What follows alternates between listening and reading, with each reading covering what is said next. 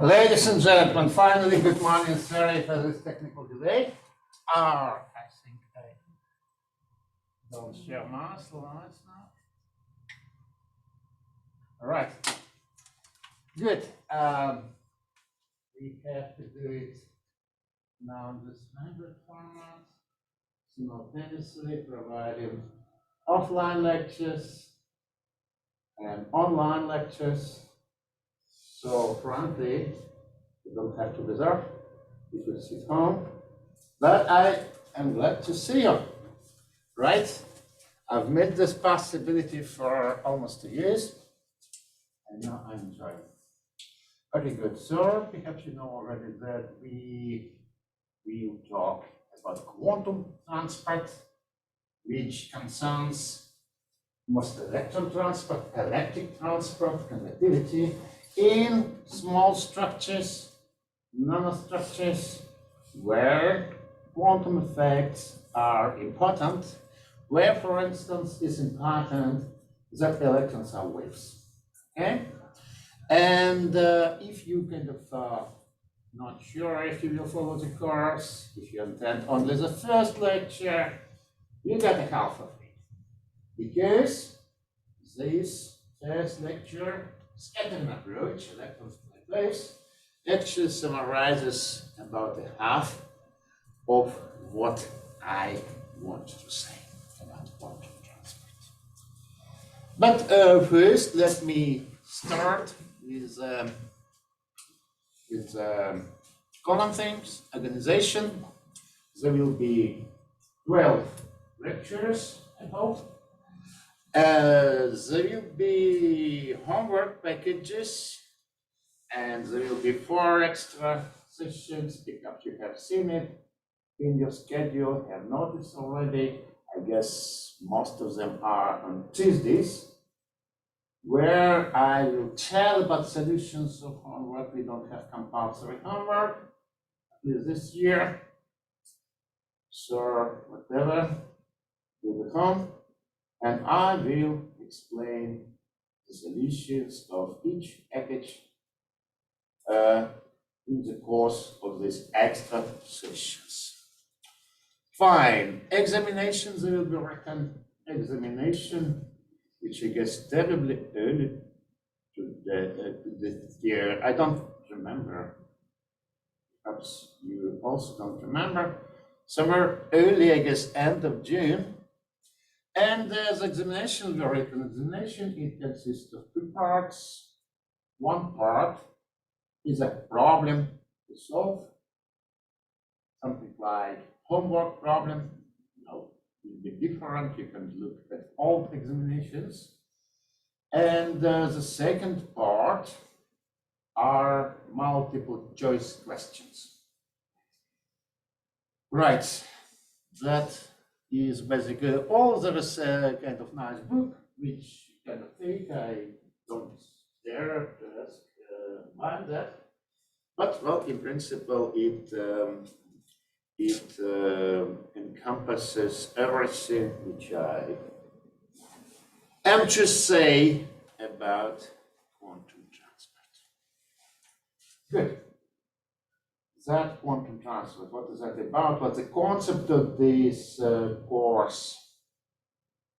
I could talk a lot about experiment in quantum transport. There are beautiful experiments, but I will touch only a few. You might conclude, well, I will talk about the theory. That's also not completely true. Because theory of quantum transport is complex, a bit mathematical, and frankly, it won't be that useful for you. What will I talk about? To understand this, let us recall about your course of electromagnetism. When I was young, I was not taught so, but I still could find textbooks where, during a course of electromagnetism, they explain students how to wind a coil, magnetic or how to make a capacitor by itself, just putting an insulator between two metallic plates. By that time, electromagnetism was largely experimental science. But when you come to study electromagnetism, you don't learn about capacitors and coils. You learn about capacitances. Instead of capacitors, you learn about capacitance. Instead of coil, you learn about inductance, which is not very theoretical, right? Just practical. So it's concept. Capacitance has become a concept. There are many experimental ways to implement the capacitor, and at the moment they do not matter. Same here.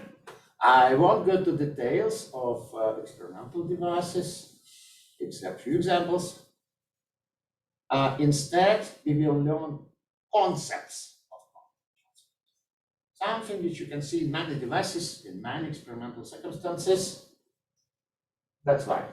So perhaps it will miss some bit of connection to reality, like, if you follow a course of electromagnetism, never go to the lab to put these capacitances in work, it will remain very abstract for you, right?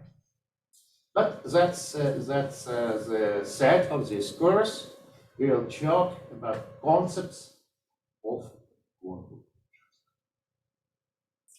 Hope it's fine with you. Right, so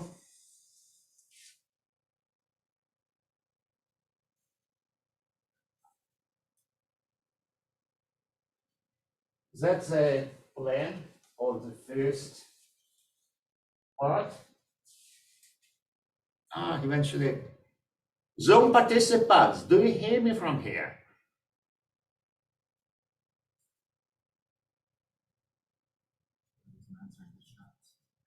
Yes.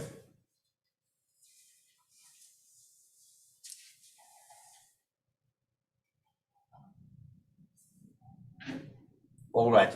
Perhaps I could just speak loudly.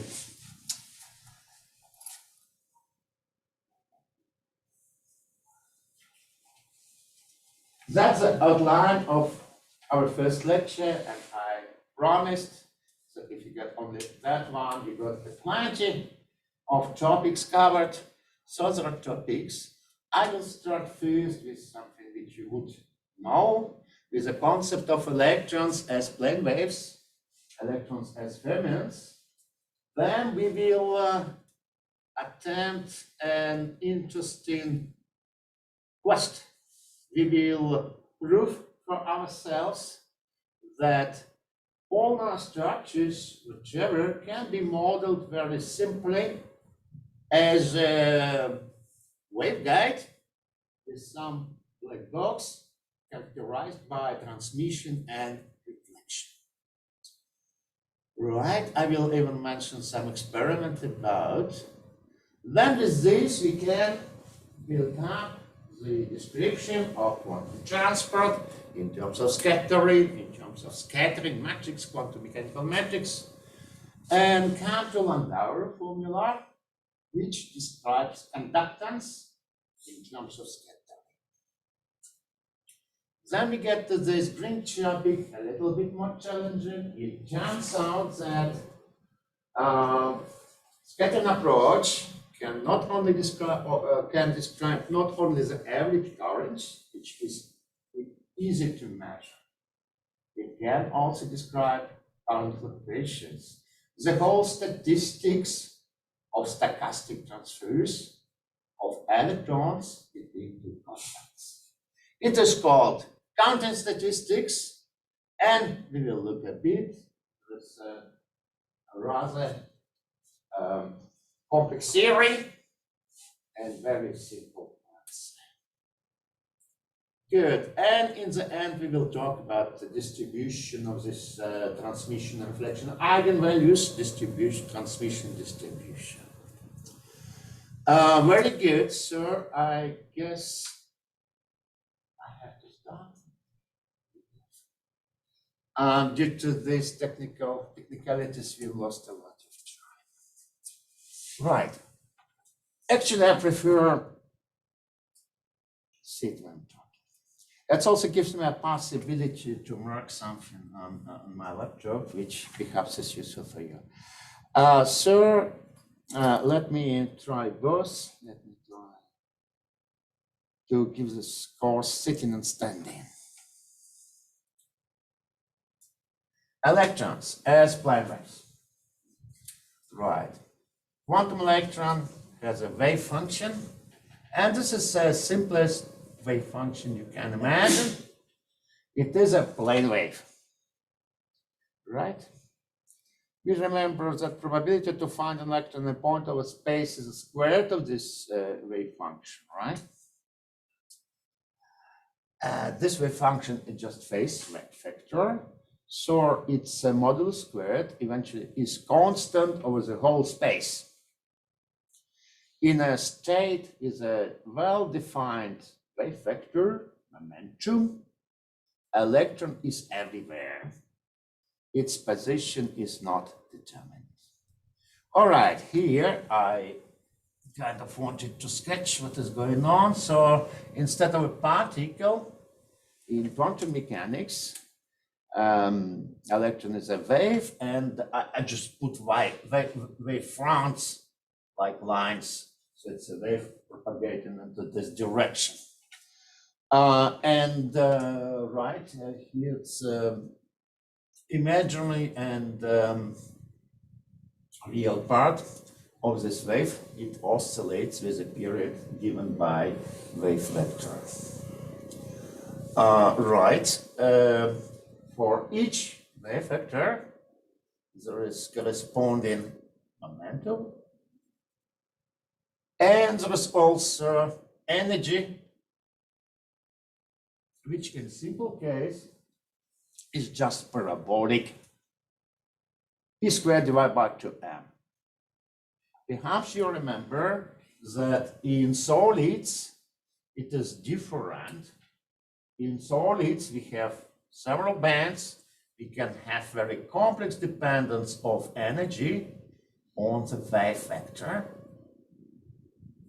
But whatever, anyway, we have certain energy for each state, certain thing. Fine. We recall this. Let's go further.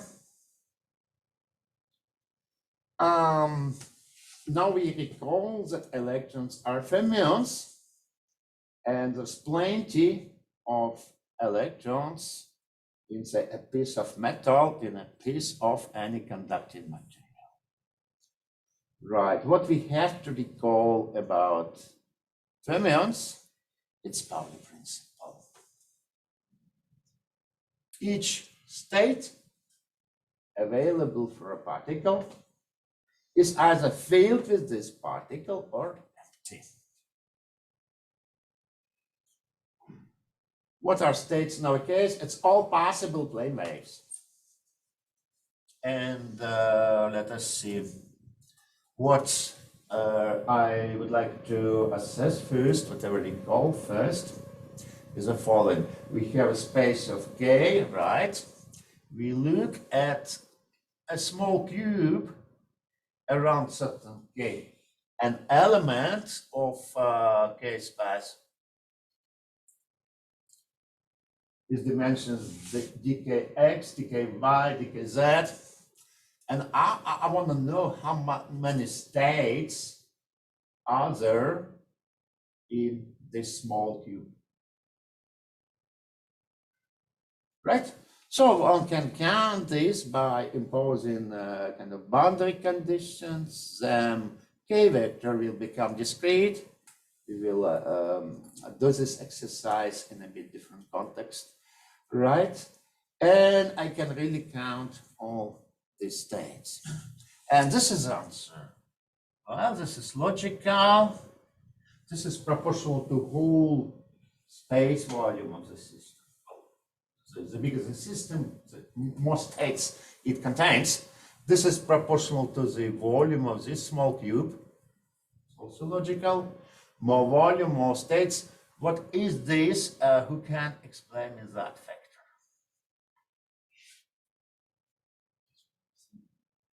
Degeneracy, right? So it's twofold degeneracy, and it is related to spin, precisely.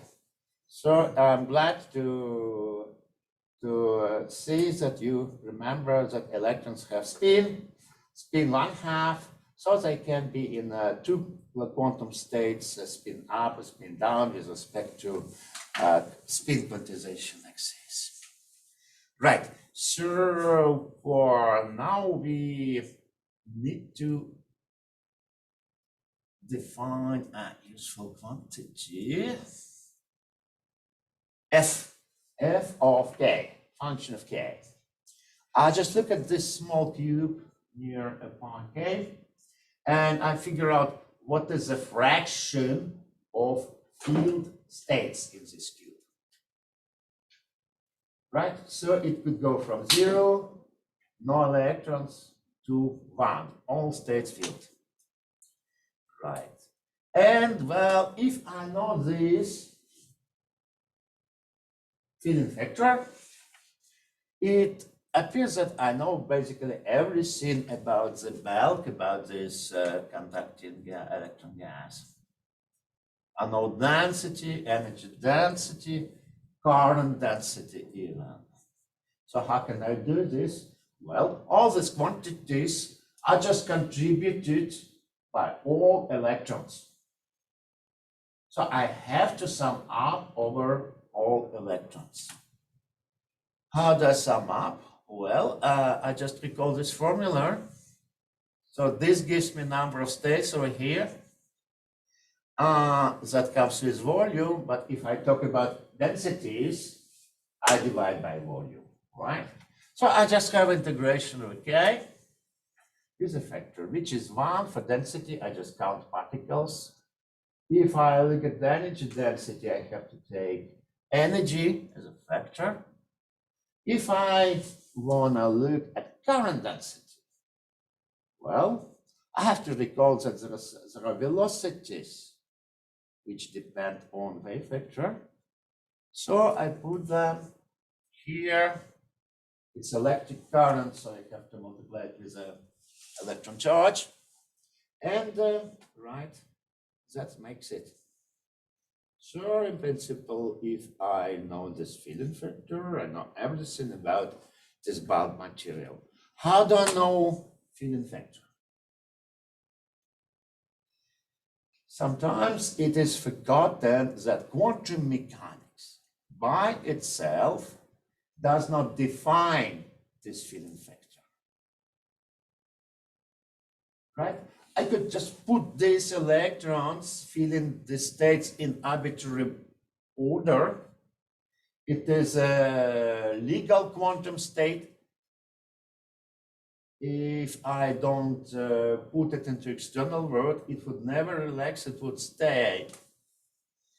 But in reality, our conductor is just a piece of big work, which means that it's in thermodynamic equilibrium with the rest of the world. And if it is so, thermodynamics dictates this filling factor. It will become a function of energy and a parameter, mu, which is chemical potential of this electron gas. Right? And with this, we end up with Fermi distribution, that formula for filling factor. Complete universal doesn't depend on whether it's made from copper or wood or ice. You just need to know energies.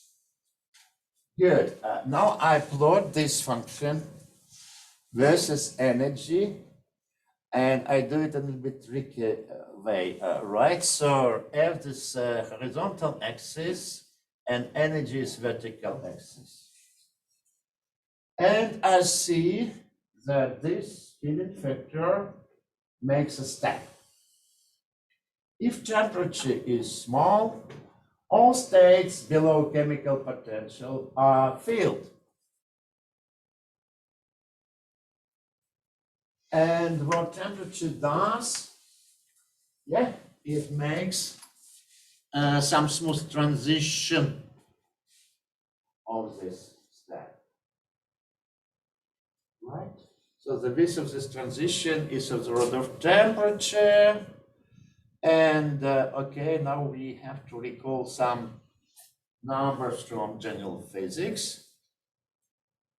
Who can tell me how much U is for a typical metal? A bit more, right? But yes, electron volt is a good value. It's easy to remember because electric batteries are based on difference of chemical potential, and they provide several volts. So that sets chemical potential. Fine. And it's electron volt, and room temperature is 300 K. Now we have to recall correspondence between kelvins and electron volts. On all that. Yes? 1 millielectron volt is 10 Kelvin. Yeah, something like that. Which means that all metals, even if they about to vaporize, right? For all metals, this temperature is still much smaller than the Fermi energy. All right, that's about metals. For semiconductors, different cases, but basically it's a good approximation, very useful in theory of quantum transport, to say that active states participating in transport are concentrated in a very narrow region of phase space near Fermi surface. All other states are not active in the context of transport.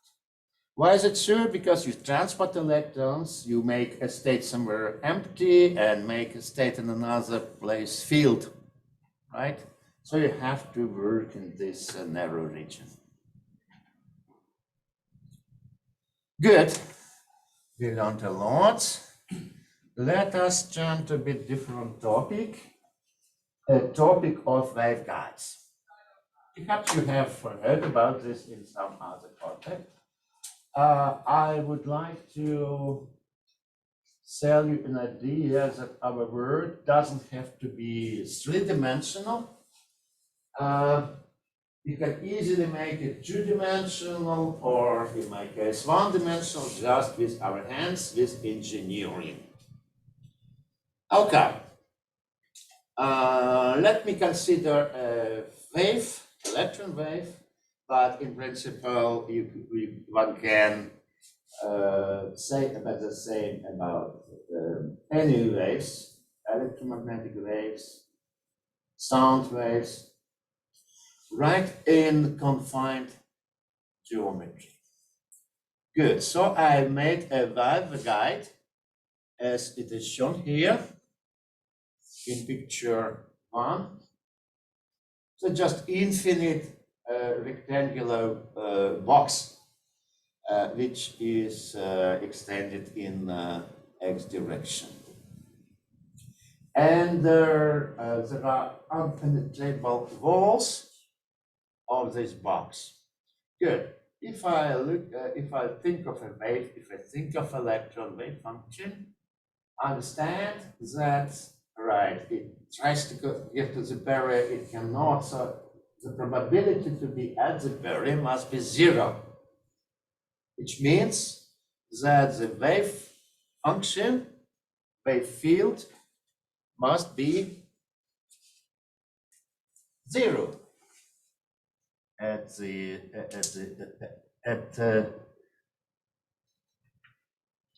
edges of the box. Fine. What one can conclude? Suppose we are at certain energy, then if no, let me put it in a different way. Let me quantize wave vector first. Right? Wave function has 0 at both sides of the box. I look at y direction only. Right? How many possibilities are there? Well, it can have zeros here, or it can have a 0 in between. So number of zeros, it can have number of nodes of the wave field is integer. Simultaneously, it defines wave vector of this wave. So I come to the conclusion that k vector in y direction is quantized. The same is about z direction, right? That's how I come to this formula for the energy. But all right. First of all, it's kx squared plus ky squared plus kyz. But in x direction, it's not restricted. So I just keep kx here. The rest are quantized wave vectors in z direction and y direction. Good. So what do I have? Eventually I have one-dimensional propagation. I could call it particles, independent particles, which all have parabolic spectrum, but its energy kind of is different for particles of different size, right? More traditional terminology are transport channels. So from three-dimensional space, we have made one-dimensional one. These are propagated one-dimensional channels. Right? So it's almost a science fiction way to play with the dimensions. Unfortunately, we cannot increase the number of dimensions in this way, but we can surely restrict dimensions, make it smaller for quantum particles.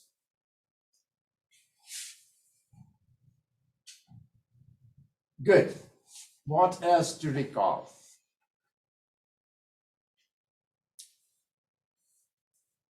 There are many, actually, perhaps you're not aware of that because now the quantum book with a cat is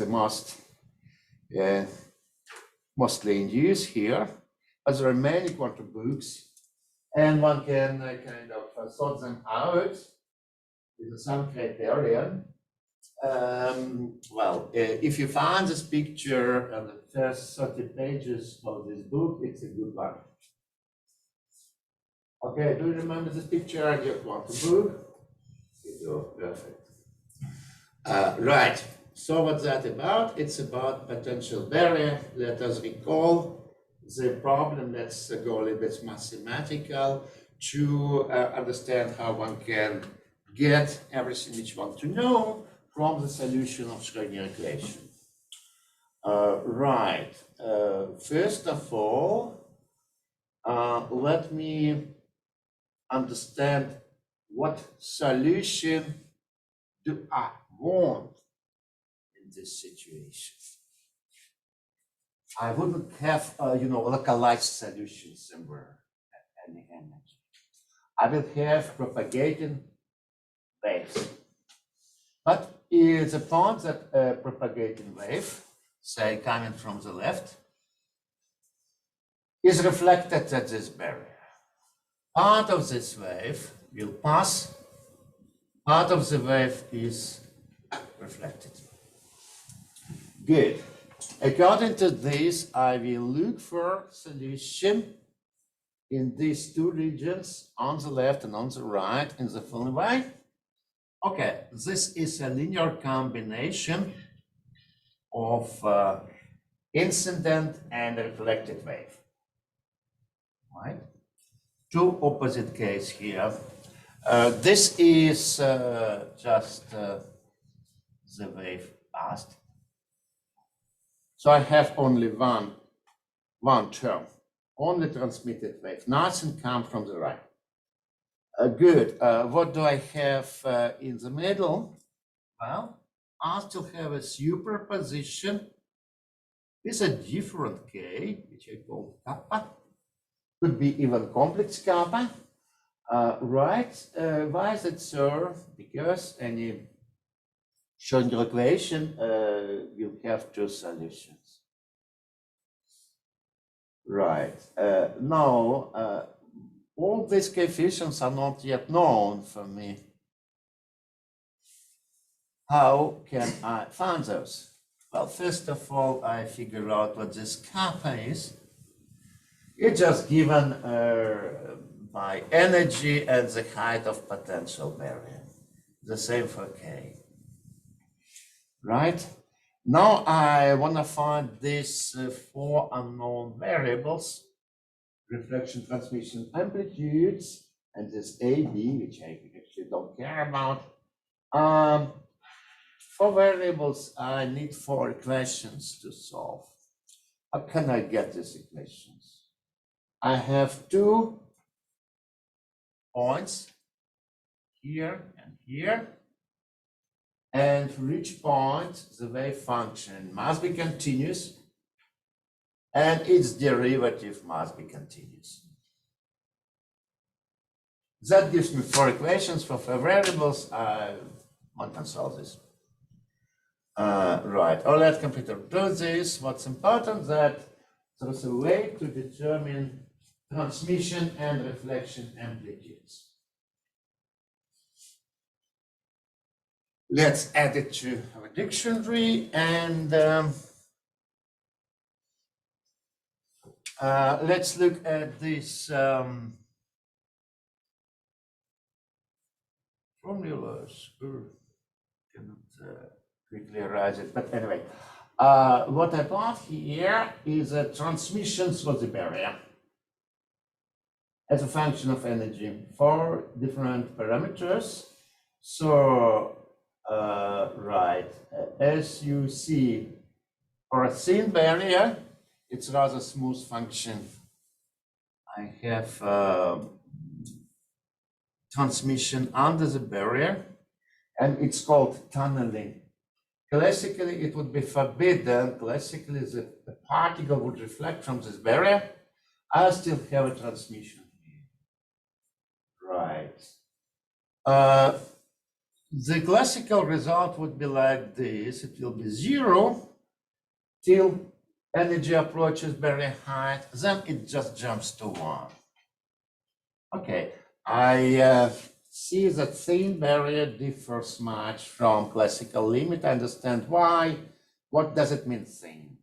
Thin, it makes sense in comparison with electron wavelengths. All right, so thinner, more quantum mechanical. Thicker is more classical.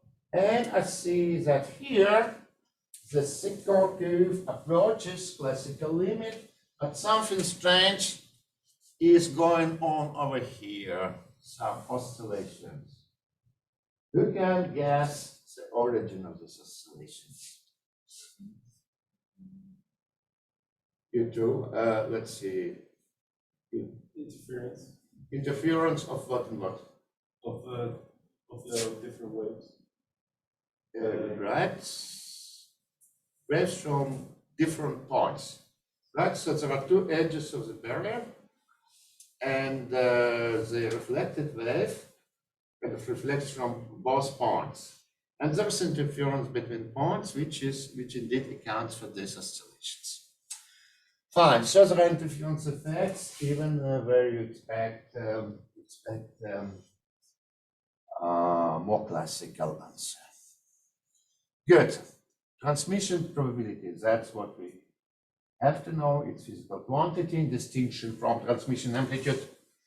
And let's have, oh yeah, there was a question in Zoom. Each mode is a transport channel indeed. Let's have like 10 minutes break.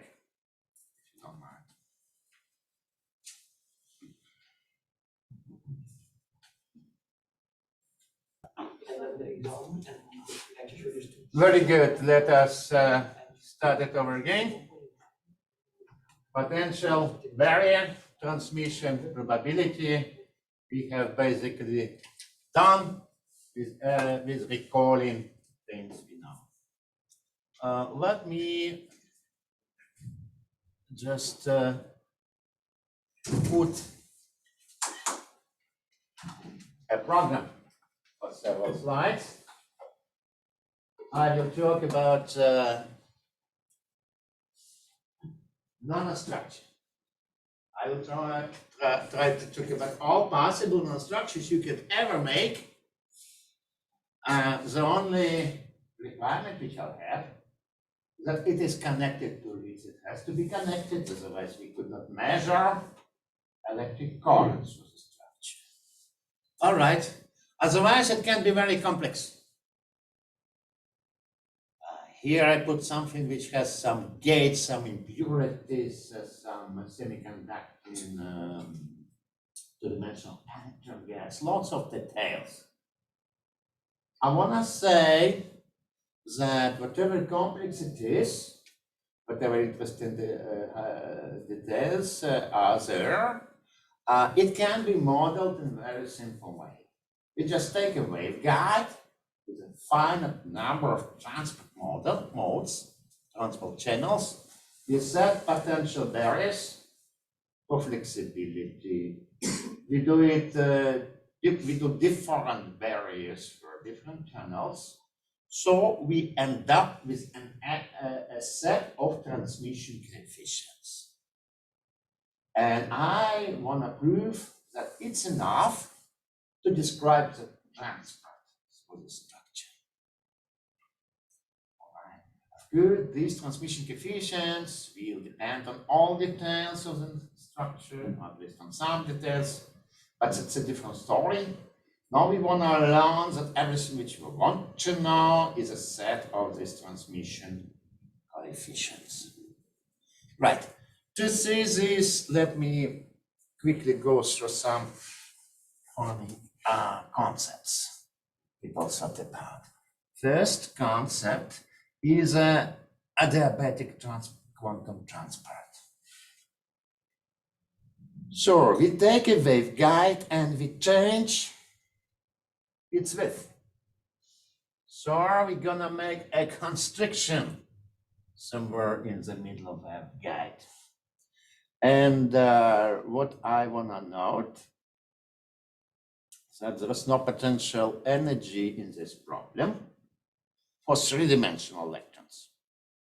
But there is a potential energy for one-dimensional electrons. How come? Well, we know that motion in y and that direction is quantized.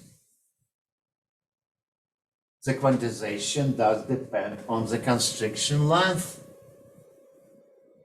width, or yes, in both dimensions. That's why we have energy which depends on coordinate, and this is potential energy.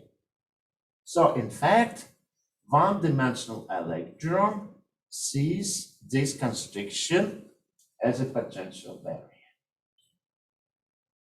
All right, good. A little bit tricky point is to understand this energy, the height of the barrier for each energy.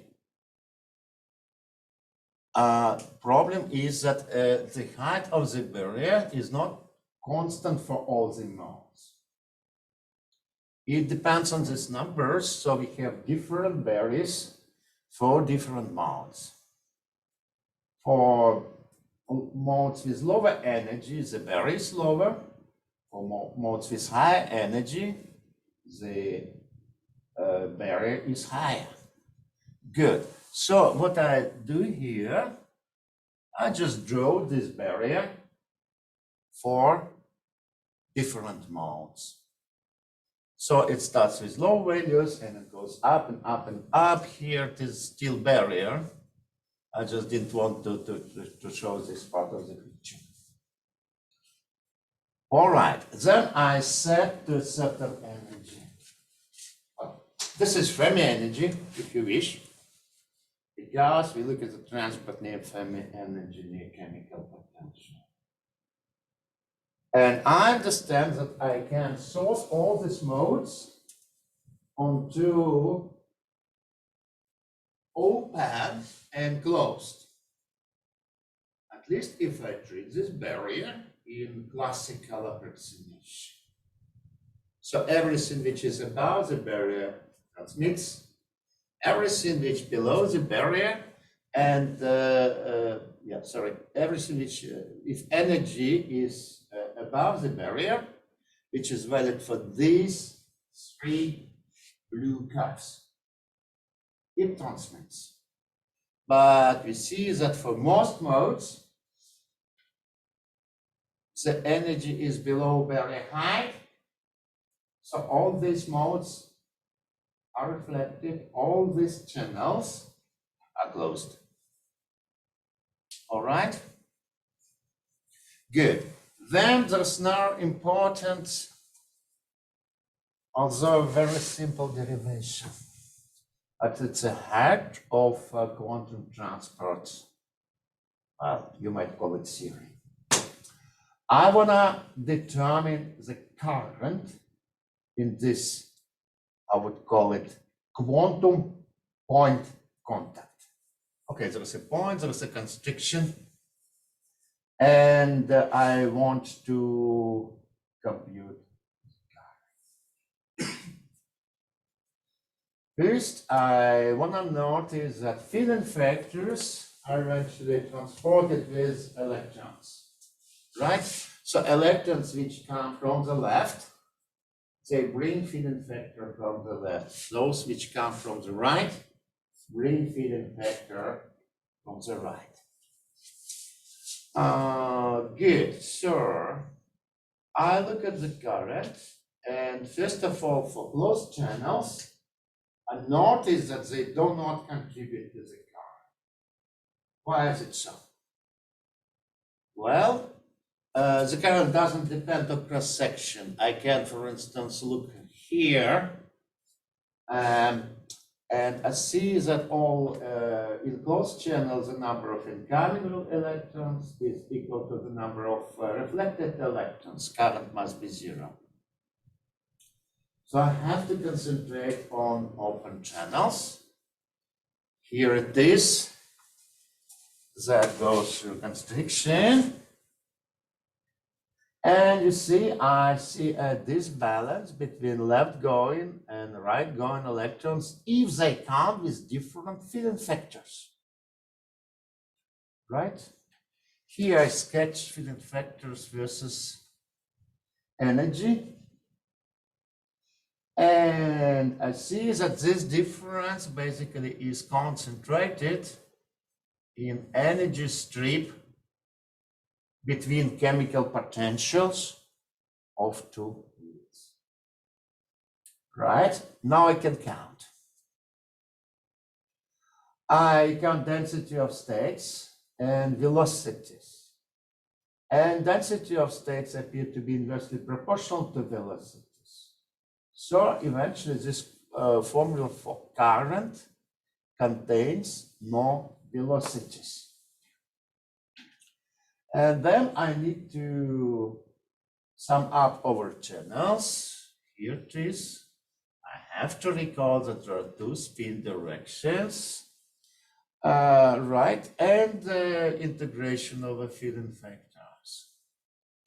It's hard to notice that even if temperature is not zero, the integration of this difference between filling factors is just difference of chemical potentials. Right, so I replace the integral by difference of chemical potentials.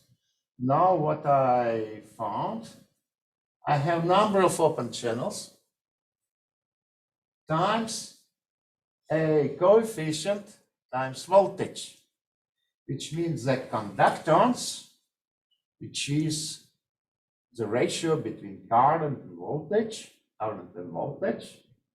is quantized, is proportional to number of open channel with a coefficient GQ, which we will actually meet at every lecture of quantum transport. We have the central quantity of quantum transport, conductance quantum. Right? So that is squared over. Yeah. You can replace the filling factors by the chemical potentials only if the temperatures are equal, right? In the two reservoirs. Even if the temperatures are not equal, and if transmission does not depend on energy, it's assumed either 0 or 1, so it's nothing to depend. Still, this gives you the shift of chemical potentials. Right. So it doesn't depend much how non-equilibrium are the leads. Basically, the only source of going out of equilibrium is the voltage. Good. So there are no assumptions in this equality on how mu behaves with temperatures. It's really exact. Yes. In the limit of small voltage. Good. It was actually astonishing because the paradigm of that type was that the transport is very much material dependent. Okay, that we know at school. Copper is a good conductor, kind of wood is a bad conductor, whatever plastic is very bad conductor, looks material dependent. This is not, right? Whatever this point on that you could make from ice, wood, copper, aluminum, what matters is the number of quantum channels. Remarkable universality. Yeah, of course, it would be different to organize any transport channels in wood. It's another point. Good. Currents through occupancy. And let me just present an experiment, one of the few experiments, and that experiment was made in Delft. I'm really proud of that. What did they do? First of all, they made a structure where electrons are confined in a thin layer at the surface. There's been two-dimensional electron gas. All right, and they wanted to make some engineering upon that. They put on the bottom of the structure two gates and applied big voltage to these gates. Thereby, they depleted electrons under the gates. And the more negative voltage they apply, the thinner was the constriction. Good. And they measure conductance. They measure conductance as a function of gate voltage, and they have found pretty accurate steps of quantized conductance.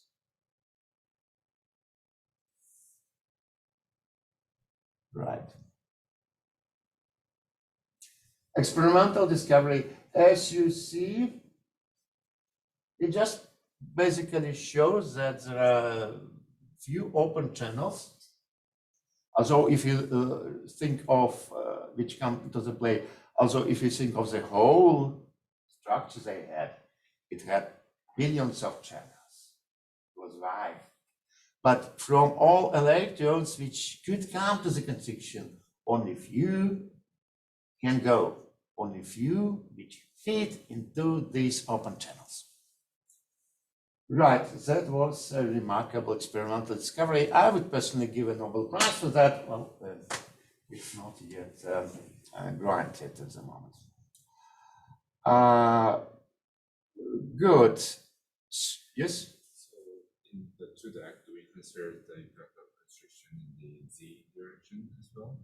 Because I think we had the... No, it's a matter of the thing, sir, due to quantization in that direction, electrons are truly two-dimensional. So mc is equal to 0 in this case, right? So there is quantized momentum in that direction, right? Like in waveguides, and only electrons with NZ on are present. 5 more questions. You might have noticed that it's not, the steps are clearly visible, but it's not really ideal. There are smooth things between the steps. You can explain this? Yes? It's just the tunneling we saw before. Indeed, right. So we don't have ideal potential barriers. There's some tunneling through, some reflection from the barriers. Both quantum mechanical effects matter. But what does it mean? We can describe this transport if we account for this reflection. That's how we have built a Landauer conductor. Landauer is a person. I don't know enough German, but I guess in German it means a mean of transportation, something old-fashioned like a carrot or something, whatever. Landauer is a person for us. We have started with adiabatic quantum transport. We made quantum point contact out of that. So that has finite number of modes. If you extend this base of waveguide, you can have infinite number of modes, but still what matters is the constriction. So in fact, only few transport modes are active, are useful for transport. To make it more realistic, we add scattering. It could be tunneling in this potential barrier. It could be scattering from nearby impurities. And we come to real life, to basically any nanostructure which contains quantized integrals. Yes? What is adiabatic about adiabatic quantum transport? Adiabatic, in order to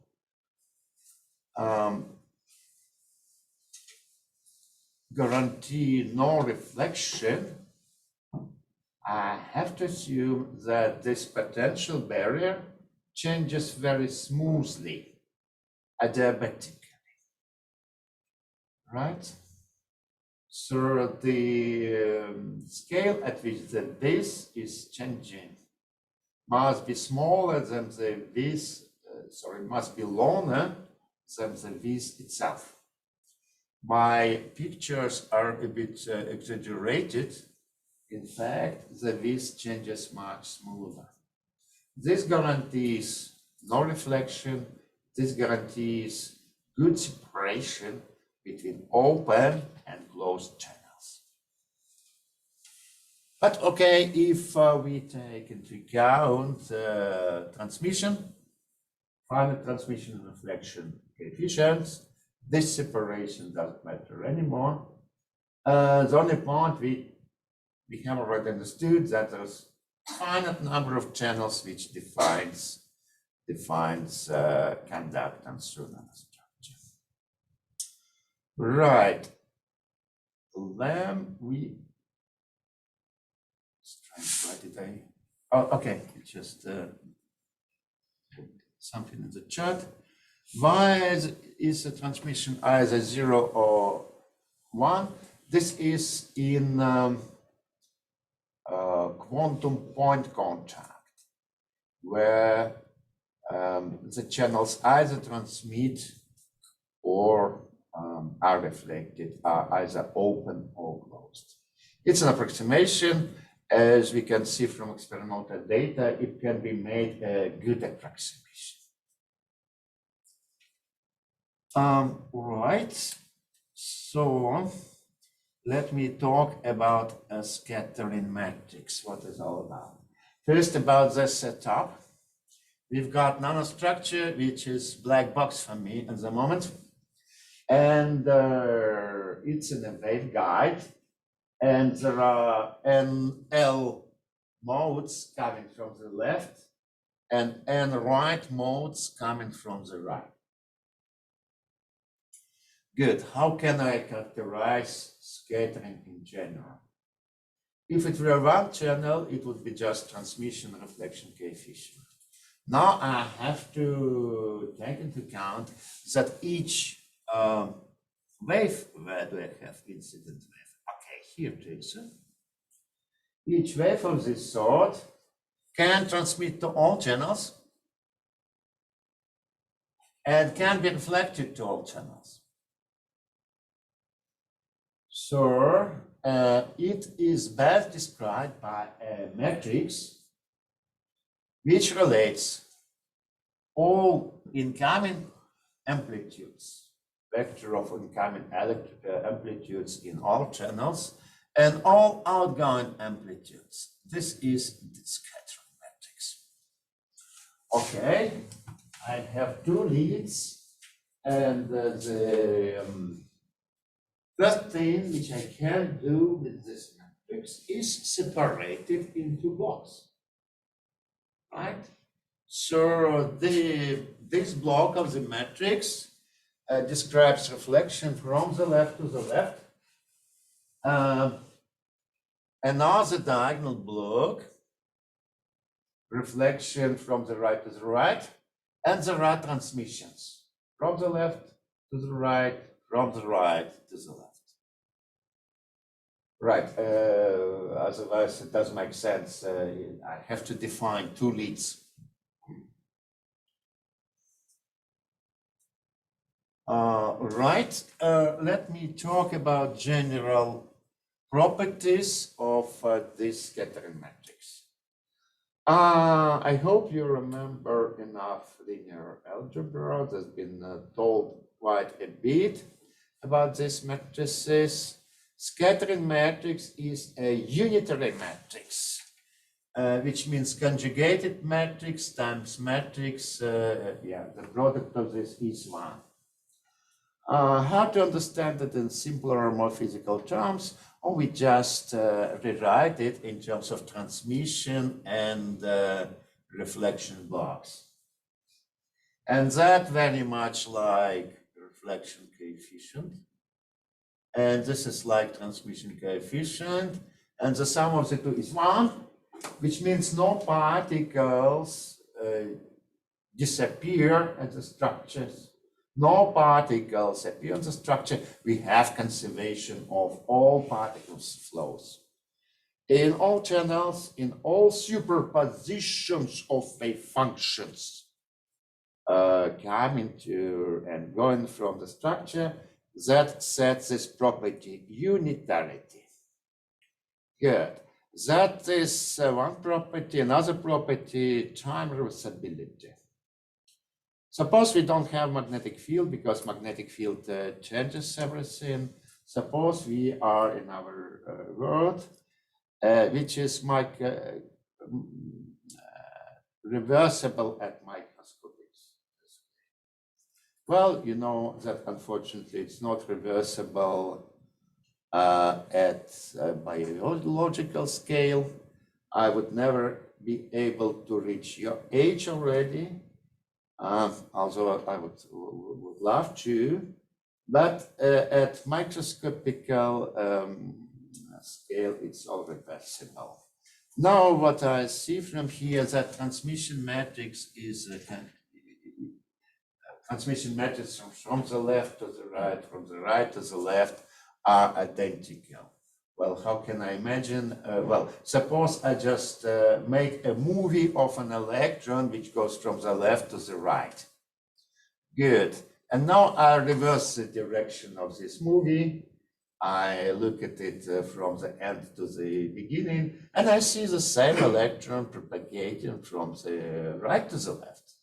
Okay, that proves time groups, that transmission transmission from the left to the right or the right to the left are the same. What is the simplest example of such a matrix? It's just one channel scatterer, right? So in this case, this matrix is 2 by 2 matrix. How does it come? Because there are electrons from the left to the right coming, electrons going to the left to the right. 2 by 2 matrix. Diagonal elements are reflections. Non-diagonal elements are transmissions. And right, it would be very convenient if you could characterize this matrix just with a single number. What would be this number? Or just transmission coefficient. It is more complex in actual sense of this word. This matrix is complex. It contains phases, right? That's why, in addition to this, there are 2 independent phases for this matrix. So, in general, it is characterized by 3 numbers. One of them, I'm going to say, is classical, transmission coefficient. 2 of them are quantum phases. Right, counter question. If you just have this one channel scatterer and measure its conductance, how many parameters can we measure?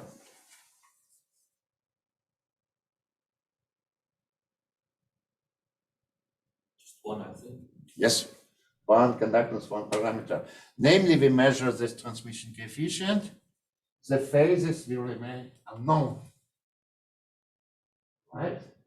But you could measure these phases if one, for instance, put these two boxes in series. All right, most part of the next lecture will be about this, about interference in quantum transfer. Did you have a question? Sorry. Fine. That was one channel scatterer. An example of this density. Oh, didn't say density. That was yesterday. That was advanced quantum mechanics of yesterday. Quantum transfer. A scattering matrix. Very good.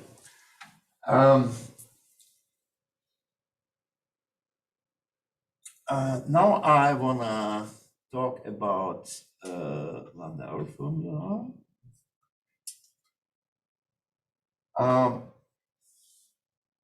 Let me pose another control question, which seems obvious, but perhaps you can already answer it. What is better, what is easier to accept? Complex thing or simple thing?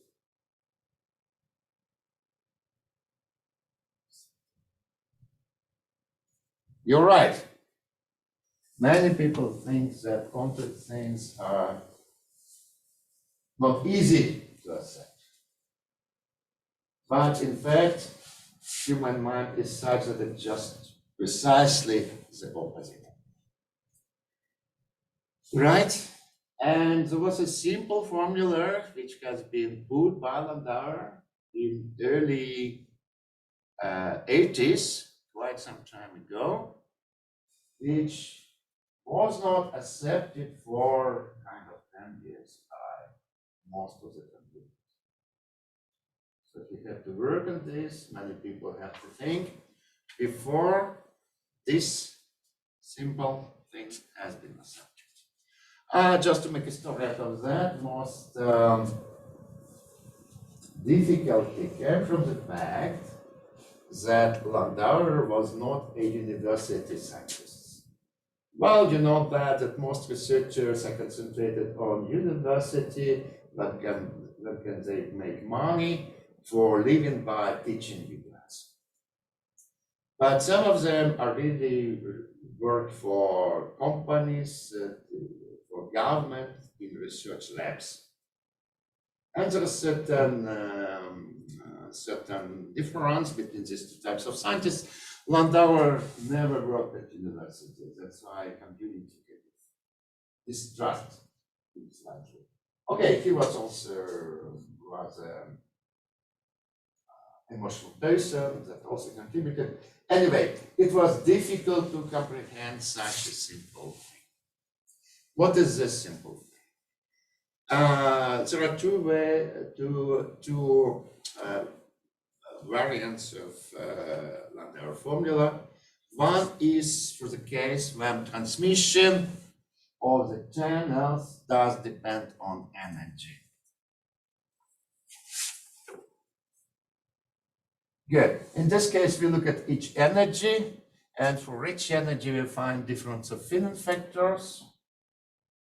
And right, we have to use transmissions of all channels. In simple case, which corresponds to energy independent transmission, and all this works for very narrow voltage window, right? Then current is a linear function of voltage, and the conductance is just this. So conductance quantum times the sum of all transmission coefficients in all channels. Landauer formula. Let me present a short simple-minded derivation,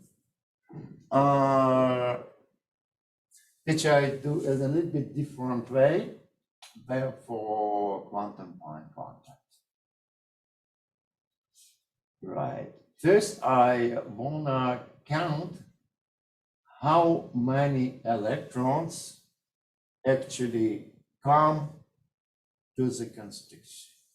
Well, I will count only electrons which are in energy window with the V's given by voltage difference. Right. This number is proportional to time.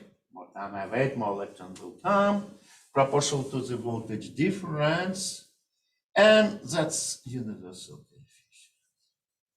As we already understand, it doesn't depend on velocity with which electrons move. Fine, so in each transport channel I have that many electrons. Then, okay, what they do at the barrier, they kind of gamble. And with a probability of T naught, transmission coefficient, they're able to pass the barrier. So the charge which gets passed is just full number of electrons times this probability, T naught. So we get the current for one channel, and we sum up over all channels to get to Landauer formula. Fine, the end of derivation. Right. So what was difficult to accept for scientists which criticized Landauer? basically this calculation. Separation of transport into channels and this conclusion. Fine, let me get to important transparency. I gave you some concepts, electrons as scattering waves, even some formulas for that. We have to understand the limits of validity, the restriction and limitation on this theory and this approach. First of all, let me emphasize what I have not stressed that far. We have assumed that electrons go through nanostructure keeping the same energy, while in principle they could lose energy in the course of transmission. We also never mentioned that electrons know about each other, so electrons do not interact in our approach. That's about the same because, well, how electrons could lose energy, one of the most popular processes, they give it to other electrons. Right. From these restrictions, there are limitations. It is rather common thought, I don't know whether it came to your mind, that nature is generally merciful to us. Well, what would be the example? If Earth would be located a little bit farther away, it would be too cold for us. If it's located closer to sun, it would be too hot, right? It's an example. We just they set our planet on the right distance for us. Same here. It appears to be that simplest quantum approach, not our approach, has quite a bit of applicability. What is important to understand is that electrons do not interact closer to Fermi level. Have you heard about it?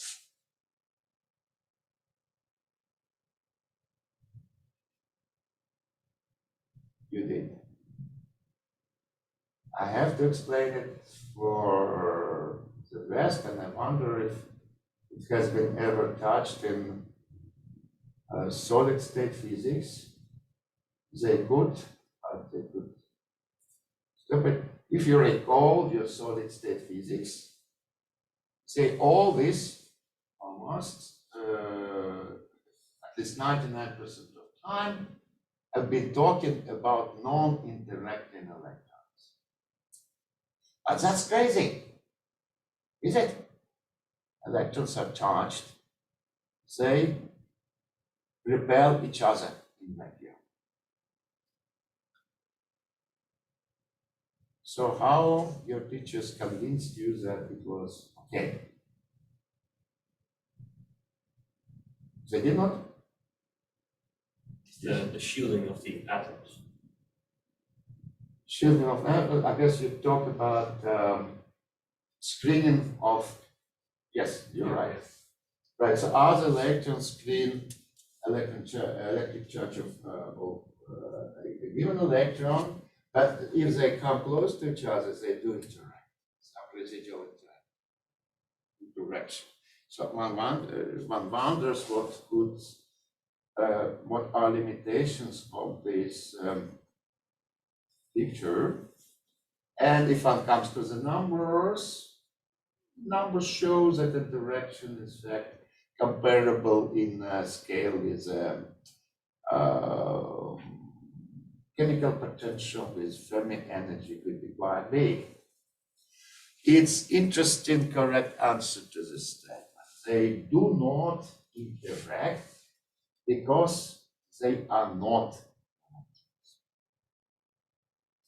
What we regard as electrons, for instance, in a course of solid state physics, are in fact quasi.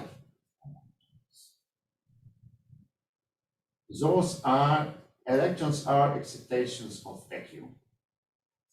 Electrons in solid state are excitations in solids. They appear in solids, they carry integer electric charge, they propagate as particles would do, but they have information about all other electrons in the solid. So it's quite a different particle. So basically, your solid state cores would have to be about quasi electrons. But in order to save printing paint, they skip quasi. They skip quasi, so some teachers should have forgotten that it's about quasi. And they don't tell students, so they don't know this. And I also skip quasi, right? So quasi-particles, quasi-electrons do not interact close to Fermi level.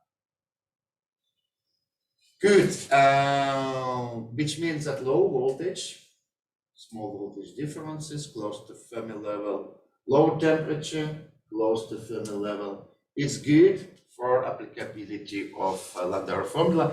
That's why that most nanostructures are operated at low temperatures, at least in the context of electron transport.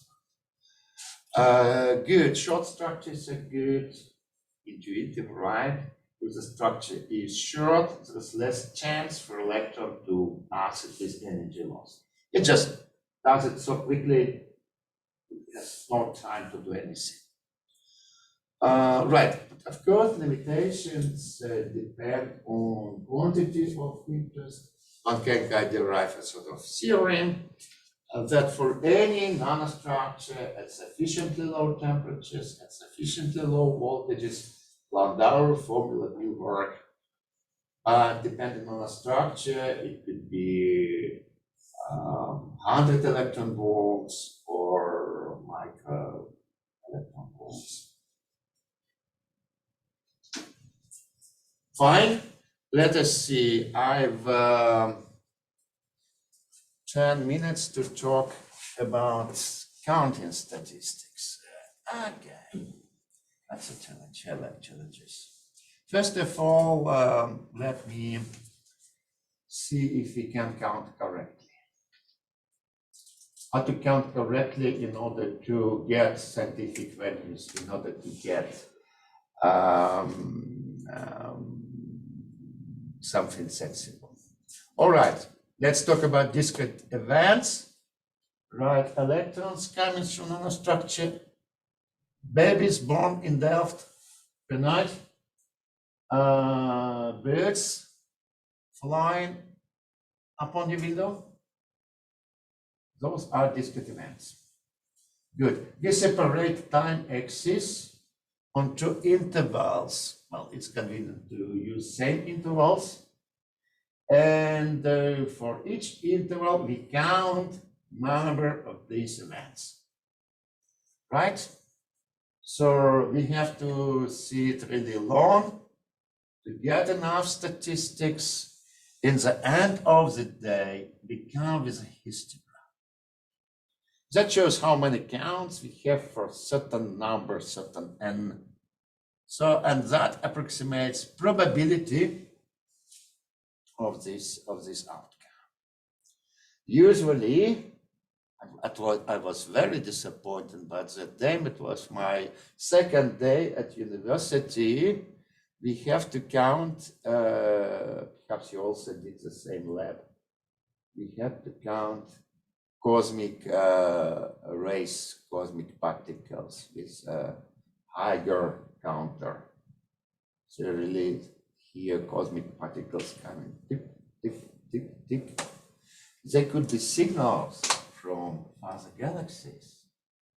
And instead of kind of processing this information, we have to determine averages, how many particles come there on average.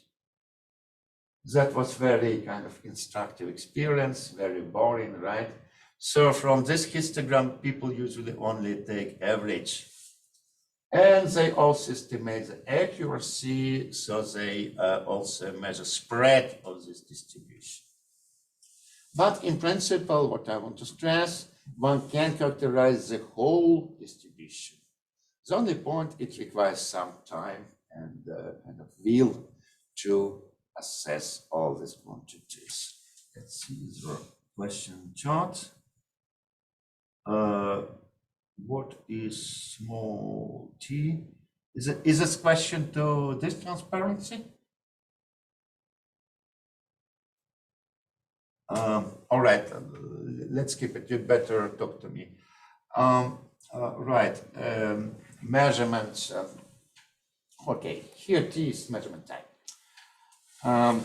All right, what we can do with this? I wanna tell you something which you better get from your math course. But I kind of have reasons to doubt that we get it. Who got a course about probabilities? Okay.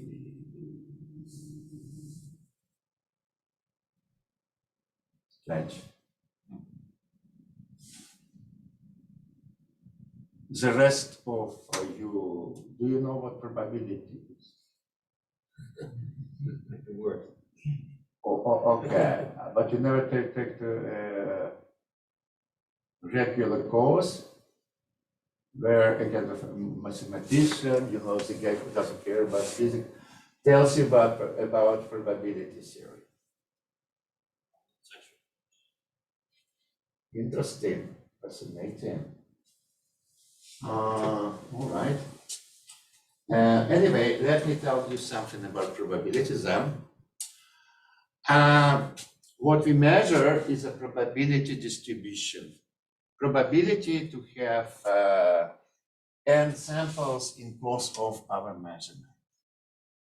But in fact, people, which are mathematicians, practical people, find it more convenient to work not with the distribution, but with what they call characteristic functions of this distribution. And how do you get to this function? Roughly, you do Fourier transform of the distribution, right? And that characteristic function, which depends on the parameter, chi in my case, has many interesting properties. Yeah, for instance, if one differentiates this function with respect to chi, one gets momentum of the distribution. Average, second momentum, third momentum. But for me, it is important at the moment that this characteristic function factorizes. So if we have independent events in the statistics, their characteristic functions, just the products of the two. That doesn't work for probabilities, but you can see it in characteristic functions. Fine. That assumes time, gives time property of this characteristic function, right? Since events separated by large times are independent, the log of characteristic function is proportional to this time. Is proportional to time. Right. I will just show leave it a formula and we will finish this class.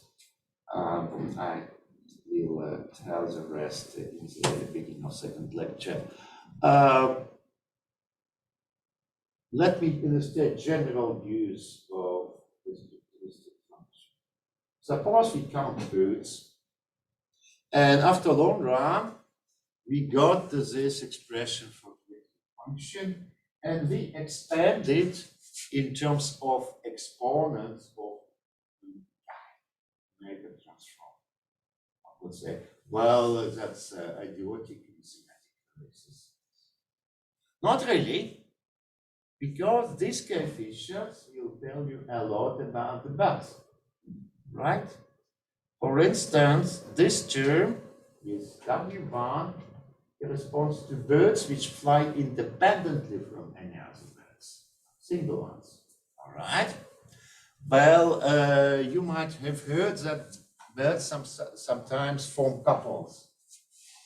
And that coefficient will give you probability of birds in couples.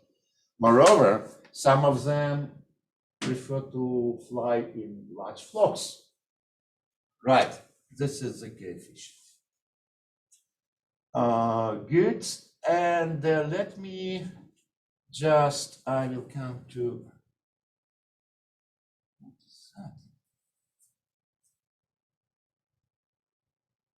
It is missing my time.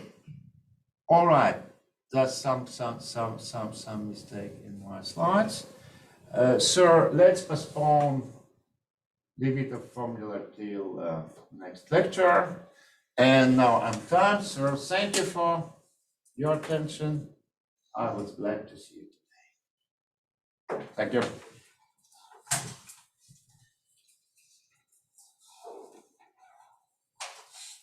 I have a question about